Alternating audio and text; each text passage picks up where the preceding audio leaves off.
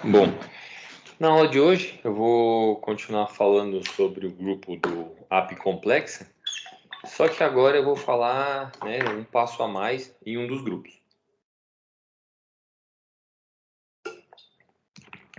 Eu já vim conversando com vocês da família Emeride, eu já falei um pouco da família Cryptosporidae, do Cryptosporidium, das Eimerias e Rhizospora, já falei de alguns outros, e hoje a gente vai conversar um pouquinho sobre o Hepatosum, um parasita até de certa forma esquecido pela maioria dos médicos veterinários.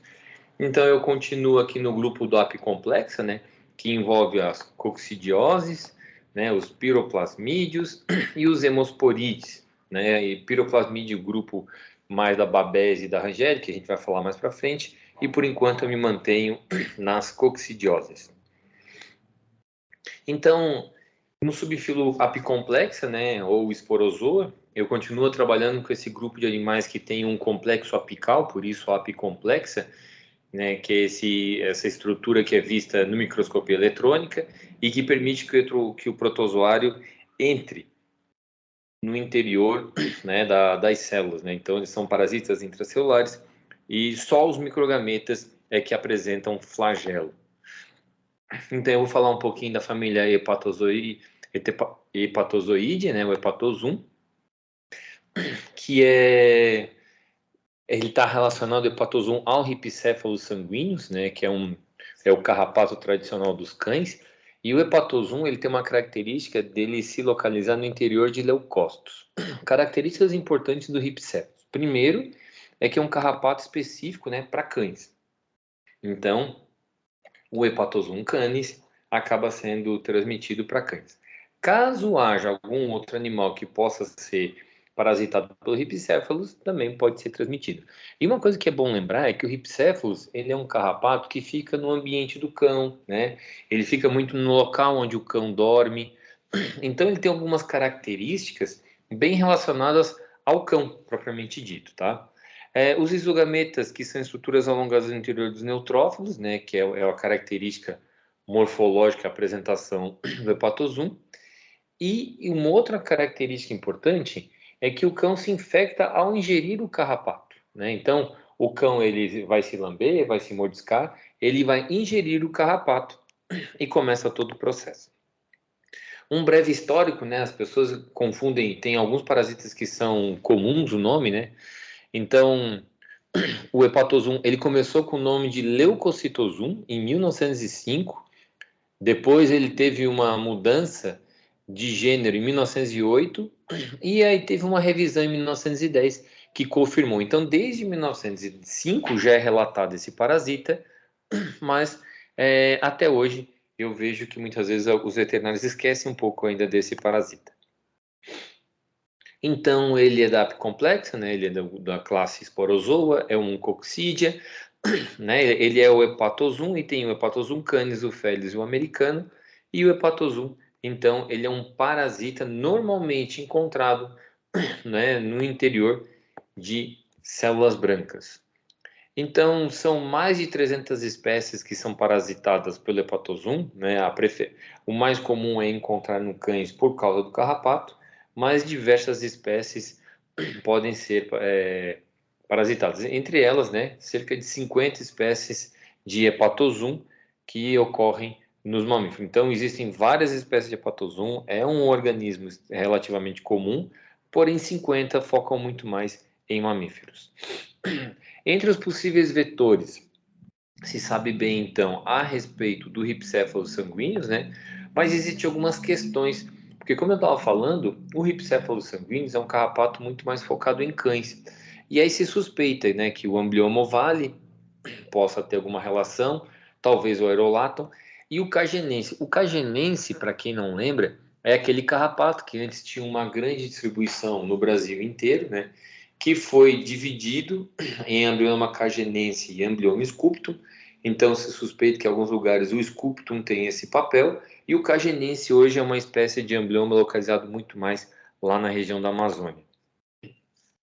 Então o Hepatosum, ele também pode ser encontrado em felídeos, apesar de do foco maior de ocorrência são cães, mas aí algumas espécies de felinos selvagens, leopardo, jaguatirica, jaguarundi, gato maracajá, são algumas das espécies que já foram encontradas com hepatosum. Onça pintada também já foi descrita. Então, num trabalho recentemente feito, né, por uma colega lá da URGS, a Renata, ela fez um trabalho de mestrado, onde ela conseguiu detectar, né, no trabalho dela avaliou pumas, avaliou jaguatirica, avaliou onça, e ela encontrou que 54% das onças eram parasitadas por hepatosum. Então, como é que funciona o ciclo, né? A infecção do carrapato, ela se inicia no estágio de ninfa e ela se completa no estágio de adulto. Então, os carrapatos, eles se infectam ao ingerir o sangue do cão, né, com os gamontes, e que está no interior do neutrófilo do monócito. Então, o carrapato bebe sangue. Quando ele bebe sangue, ele vai ingerir neutrófilo ou monócito. Ao ingerir isso, lá no interior vai ter gamonte.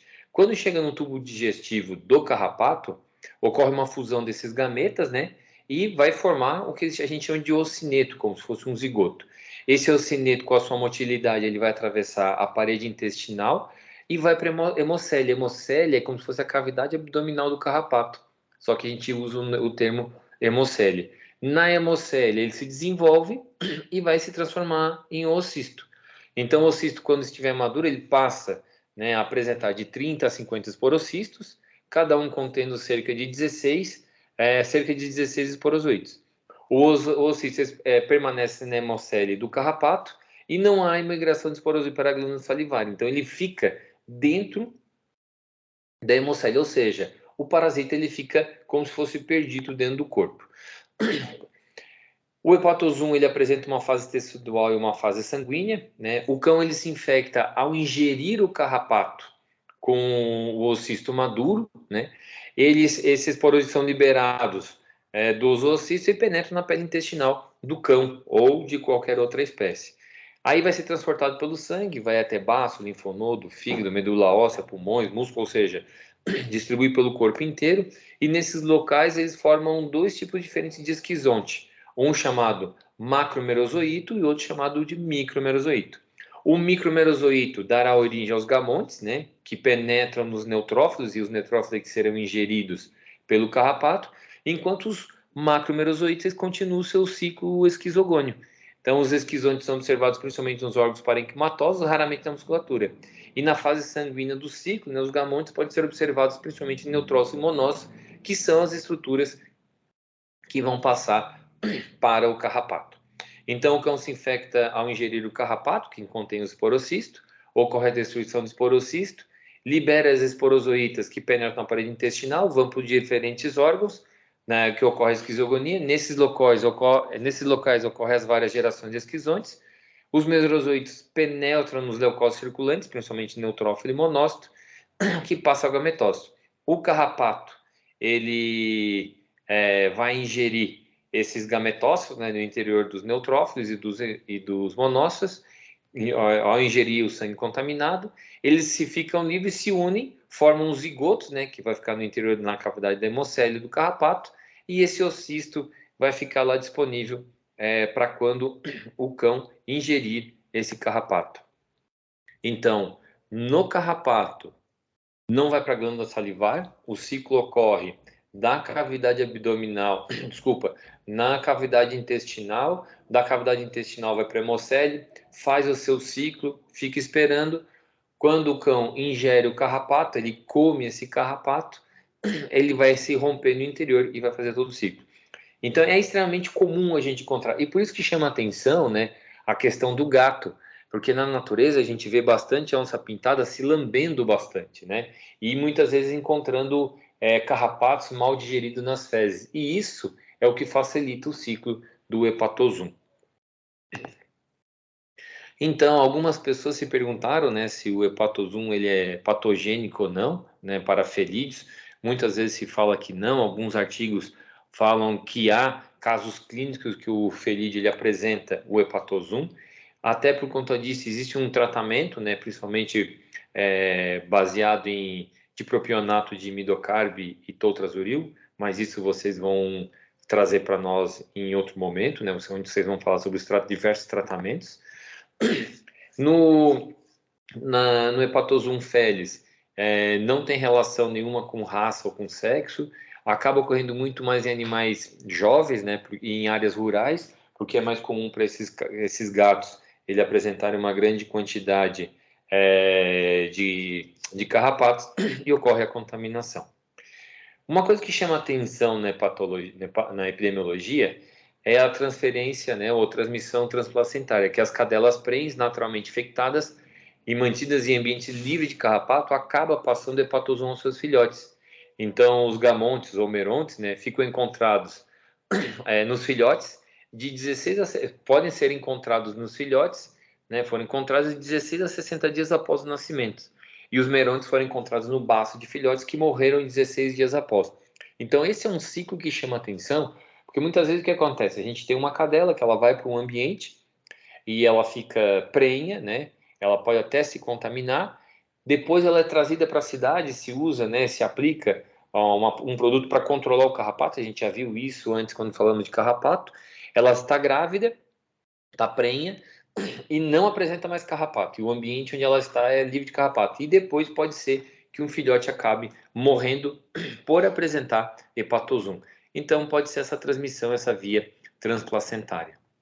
Diversos estudos já foram feitos sobre esse parasita, né? Então ainda não se bateu o martelo. Alguns autores consideram que o hepatozoom ele é assintomático, né? E que encontrar um gamonte, né, na circulação é alguma coisa corriqueira, né? Ocasional, não é relacionado. E já foi diagnosticado o hepatozoom associado desde parvovirus, toxoplasma, ehrlichia, babésia, ou mesmo cães como Bartonella. Ou seja, se ainda não se tem certeza como que é o efeito do hepatozoom no organismo do animal. E já foi observado também que um mesmo cão, na mesma célula, ele apresentava hepatozoom canis e Ehrlichia canis, né? Então, e essa associação, né, com diferentes acaba gerando diversos quadros clínicos que são bem mais severos quando se encontra o hepatozoom. Então, pode ser que haja uma relação de quando o hepatozoom esteja sozinho, ele não seja tão problemático. Mas quando ele é encontrado com outro, aí ele pode desencadear uma série de sinais clínicos, né, que envolve febre, anorexia, alterações crônicas, corrimento oculares, fraqueza. Né? Aqui no Brasil já foi relacionado com anorexia, com perda de peso, com febre, com vômito. Então, o que não se entende corretamente é se o hepatozoom ele é tão patogênico assim, por que ele não apresenta os sinais clínicos quando ele está isolado? E ele normalmente vai apresentar um quadro um pouco mais complexo quando ele estiver infectando um hospedeiro junto com outro hemoparasita. Então, no quadro geral, ele é assintomático, né? Mas pode ter relação aí com outros parasitas, Babésia, Bartonella, Toxoplasma, Leishmania anaplasma, que pode ocasionar uma imunossupressão. Então, quando um quadro muito mais raro, ele pode até apresentar uma hepatite ou mesmo uma lesão renal glomerulonefrite. Então, alguns estudos que foram feitos, inclusive no Rio Grande do Norte, onde envolveu o estudo com cães e carrapatos, se observou que esses animais apresentavam um quadro subclínico, letargia, mas o principal eram vômitos, diarreias, poliúria, polidipsia, né? E se encontrou o hepatozoom americano, que ocasionava algumas vezes dor e até lesões musculares como miosite, tá? Então, assim, na verdade, o que a gente mais entende do papel do hepatozoom na veterinária, o que nos chama a atenção, é que o hepatozoom ele vai ter uma relação muito mais importante quando estiver associado com babésia, com Ehrlichia, com outros parasitas, do que quando ele está isolado. Né? E uma das coisas que se vê, né, nos estudos é que a porcentagem total de hepatozoom ela chega aí no máximo a 5% em diversos animais quando forem avaliados. Então, é um diagnóstico que pode ser relacionado com diagnóstico clínico, né, onde se faz, como outros parasitas que vocês vão falar, esfregar sanguíneo, RIF, ELISA, imunohistoquímica, PCR, para poder fazer o diagnóstico. Nos animais jovens é um pouco mais comum de ser encontrado por conta do ciclo, né, mas em alguns adultos também pode ser observado. Então a gente entende aí como é um hepatozoom, ele vai no neutrófilo. e ele vai no monócito, e ele acaba fazendo o seu ciclo nessas células, ele pode interferir com leucocitose, ele pode apresentar uma anemia, né? Ele pode dar alterações, como eu falei, de fígado e de rim, né? Então pode dar alteração na fosfatase alcalina, pode interferir na creatinina. Então os exames bioquímicos do hepatosum se tornam interessantes, principalmente porque ele não está sozinho, ele estaria junto com outro parasita. Já foi relacionado, então, também a gatos domésticos, né, o hepatosum. Então, às vezes a gente nem utiliza, né, esse hepatosum felis ou hepatosum canis, a gente tem uma dificuldade para dar o diagnóstico. A forma de prevenir, ela é complicada, porque os reservatórios são diversas espécies, né, como eu falei, de acordo com o tipo de hepatosum, são mais de 50 mamíferos diferentes. E o principal fator é o controle de carrapatos, principalmente, né, o Rhipicephalus sanguineus, que é o principal problema para o hepatosum. Então, dentro desse grupo, eu paro agora aqui com o hepatosum e daqui para frente eu vou começar a falar um pouquinho do sarcocístide, né? Onde eu vou falar um pouquinho de toxoplasma, neóspora, sarcocístide e vou falar um pouquinho mais dentro dessa família, tá certo?